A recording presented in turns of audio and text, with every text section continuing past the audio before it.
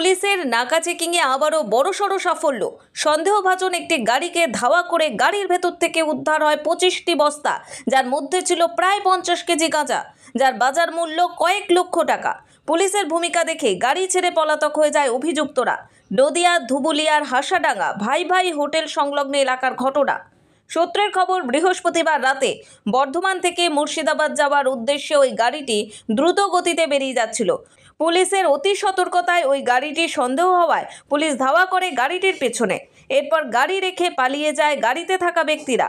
গাড়ি খুলতেই চক্ষু চড়ক গাছ হয়ে যায় পুলিশের। ভেতর থেকে বের করা হয় একের পর এক গাঁজা ভর্তি বস্তা।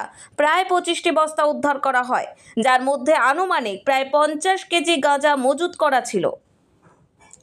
তবে গাঁজা কোথায় পাচারের উদ্দেশ্যে নিয়ে যাওয়া হচ্ছিল তা এখনো পর্যন্ত স্পষ্ট নয় পুলিশের কাছে, যদিও তদন্ত শুরু করেছে পুলিশ। অন্যদিকে পথচারীদের দাবি, ধুবুলিয়ার 12 নম্বর জাতীয় সড়ক উত্তরবঙ্গের একমাত্র রাস্তা, আর এই রাস্তা দিয়েই অপরাধমূলক কাজ এবং মাদক দ্রব্য পাচার হয় বিভিন্ন কৌশলে। পুলিশ যদি আরও সক্রিয় থাকে তাহলে এই ধরনের মাদক পাচার বন্ধ করা সম্ভব হবে। স্বভাবতই লক্ষ লক্ষ টাকার গাঁজা উদ্ধারের ঘটনায় এলাকায় ছড়িয়ে পড়ে চাঞ্চল্য।